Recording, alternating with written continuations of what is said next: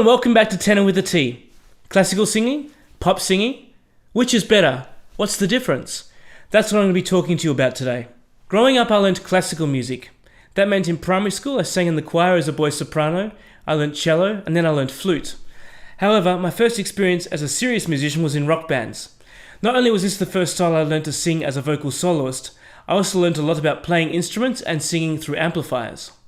After starting singing lessons and learning classical singing, I learned how to sing in a way that is dynamic, but also loud and penetrating enough to balance with a piano in a large hall, or even with an orchestra.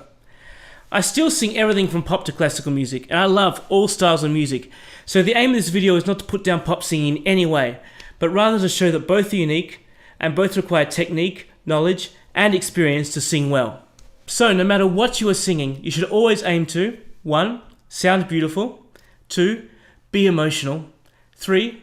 Be musical, which means stay on pitch, stay in rhythm, be able to sing loudly and softly and connect with all the performers who are playing with you, 4. Sing your words clearly, and 5. Not hurt your voice. So in saying all this, how and why are both styles different? Classical singers typically sing concerts without a microphone, in a large reverberant room. For example, a church, a concert hall, or an opera house. Pop singers sing amplified, normally over music that is also designed to be amplified. For example, pop, rock, heavy metal, jazz, or any other post-microphone genre. Pop concerts take place in pubs, clubs, stadiums, or otherwise loud and noisy rooms, and often with very loud instruments like drum kits. So it doesn't matter how big or penetrating your voice is, if you don't amplify it, no one's going to hear it. If you sing without a microphone, you need to be loud enough and clear enough that you can be heard above the other instruments, and also that your voice carries clearly to your audience. That means any decisions you make about volume, phrasing, timbre, or diction need to be made in relation to how loud the instruments are behind you, and also how far away your audience is. There is a saying in theatre, always perform to the back row, which means make sure the back row have the best performance in the house. That's also why in classical concerts, the audience is expected to be quiet during a performance. With a microphone, since everything is mixed through a speaker by the sound engineer, the volume of your voice compared to the volume of the instruments behind you is irrelevant. You don't need to project your voice in the same way, but you do need to know how to balance your voice using microphone technique. So the art of pop singing comes down to vocal beauty and subtle changes in timbre, some of which can't be achieved in a concert hall in an acoustic setting. For example, whispering, cracking, grunting, death growls. So if the ears of your audience member at a classical concert are 20 feet away from your voice, the ears of your audience at a pop concert are here. So now I'm going to demonstrate some pop and some classical singing.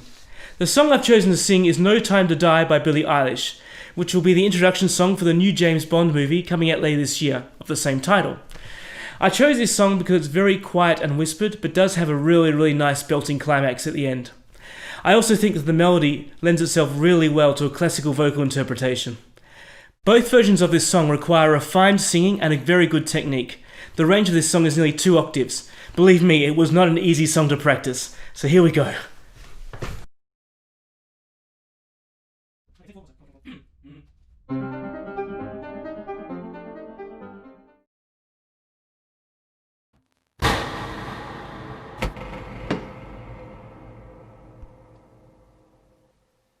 So let me explain now how it was recorded. I recorded the piano and the vocal parts in separate takes through a microphone placed 15 meters away. However, I kept the microphone gain levels the same. So what you will hear is the real live balance between the voice and the piano, as if you were sitting in the audience. The video camera itself is actually halfway between the microphone and where it performed. I did this just to frame the shot better. I also recorded the piano and vocal parts with extra microphones, so I'll be able to show you what it would sound like in a live concert if it was amplified and engineered. But first, let's see the recording with the microphones 15 meters away.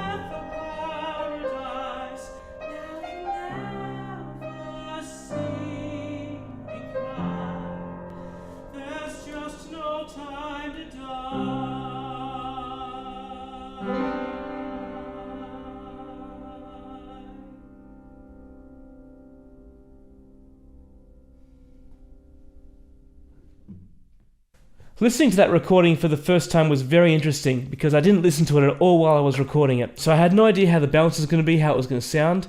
But predictably, I think the classical vocal bounces a lot better.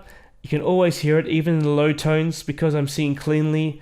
The pop vocal, what was surprising about the pop vocal is that even when I whispered, I could still hear it on the track. It wasn't completely covered by the piano, but I felt like it was just a little bit too soft. Even though I was playing the piano softly, even though the arrangement is very, very sparse, I still felt like I was like, oh, where's the voice?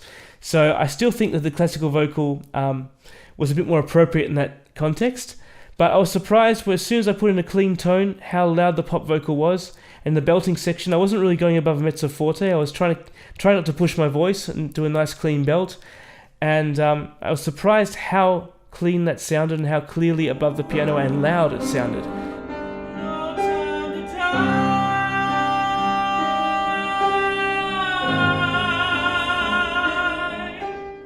I should also mention the stylistic differences between the Billie Eilish vocal and the classical vocal. In most pop vocals, there is what I call a scoop. That means a grace note is usually added to any melody to embellish it. So for example, if you're singing the melody of No Time to Die at the beginning, I should have known. That's the basic melody. If I add a pop scoop, the way a typical pop singer might sing it, it might sound like this. I should have known. Billie Eilish, which I'm doing an imitation of in this video, has her own style. She tends to whisper a lot, and she does very, very, very big portamentos in this song. Portamento is basically a slide from one note to another, and she does it in a pretty even way. So the way she sings that first phrase is, I should have known. And you hear it's a very, very, very long chromatic slide between the notes. And in the classical version, I can't sing it the way Billie Eilish sings it, because with the vibrato, it'll just become a mess. So what I've gone for is, I've gone for an ornament at the beginning, which would be maybe something that would appear in Mozart. Otherwise, I've sung the basic melody most of the time. So in this case, there's an ornament in the first note. So I sing, I should have known. But otherwise, I keep the basic melody without any sliding or portamento. So now we're going to hear the pop version of the recording, where I use the second microphone setup, the close microphones, and I'm going to mix it and do some sound compression as well.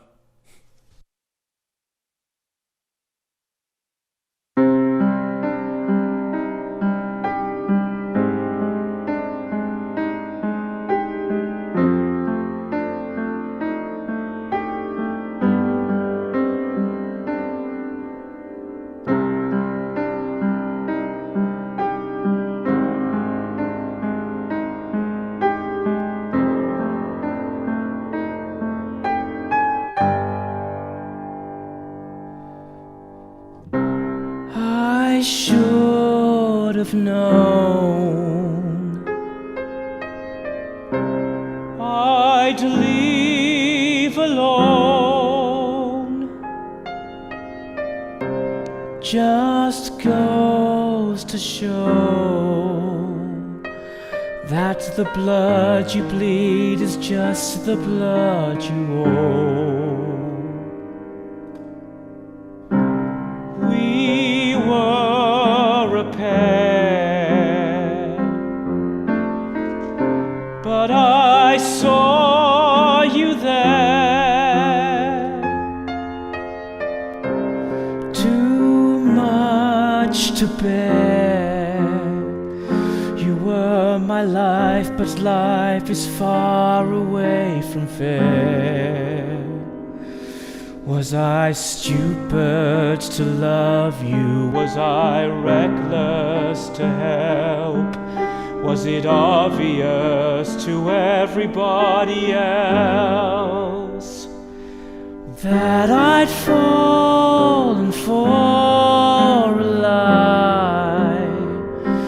You were never on my side. Fool me once, fool me twice. Are you death or paradise? Now you never see me cry. There's just no time to die.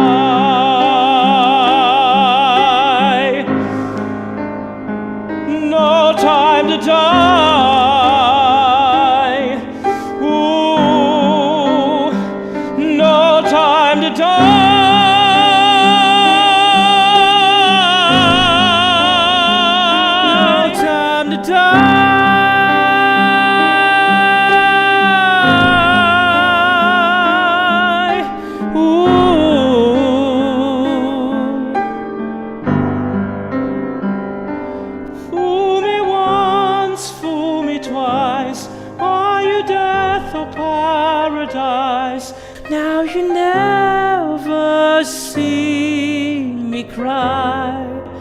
There's just no time to die.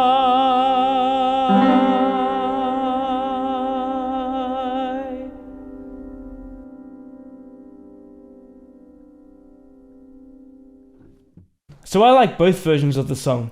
As you can see, there's no balance problems. The classical version and the pop version, the voice is well mixed, doesn't pop out. There's no quiet bits that are too quiet. It sounds great, in my opinion. So which one is better? If I got pushed, I'd probably go still with the Billie Eilish version. I'll explain why. And it goes beyond the actual recording itself. So in this particular context, it's with a piano.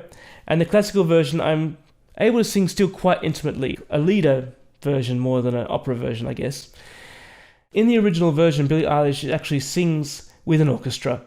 And there's actually a live version of it. I think it's at the Grammys, it might be at the Oscars, where she sings live with the orchestra into a microphone. And she sings it exactly the same way. It's whispered, it's very, very quiet. She's just keeping her voice as soft as possible. And the orchestra is quite big. There are lots of horns. When you get to that middle section, it's like the whole horn section, the strings are sweeping. It's very loud, and she's able to just keep her voice controlled in that kind of mezzo forte kind of range. The belt sounds tragic, it just sounds, if she went if she tried to get over that orchestra without a microphone, it might sound aggressive. And in this context with the mic, it just sounds like she's huddled in a corner, wailing. And that's really what the song is all about. There's no fight back, there's no anger. It's just kind of betrayal. And I felt like that kind of vocal with a microphone sells it better than the opera vocal. If it was going to be written in an operatic way for an operatic vocal, you'd have to pull the whole arrangement back. So it changes the song completely.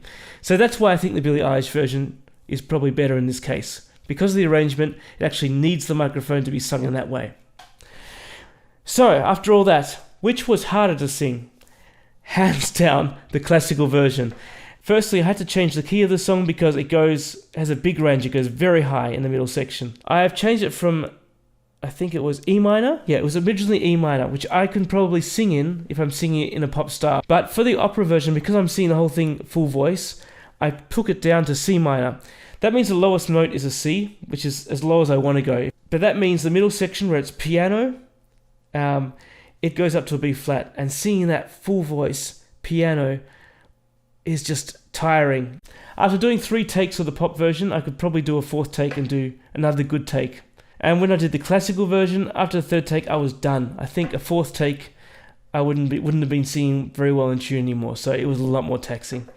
Thank you very much for watching this video. If you enjoyed it, please hit that like button. And if you want to support my channel and hear about any new videos that come out, as soon as they come out, hit that subscribe button. I'm not making any money from these videos at the moment, and although I love it, it's a lot of hard work, so any support I get, whether it's numbers from likes and subscriptions, will encourage me to make more videos. I've also created a music video for the classical version of this song. So if you want to see a full uninterrupted classical vocal version with some extra instruments, I've done some guitar, bass, keyboards, check it out. The link will be in the description. Have fun, stay safe, and see you again soon.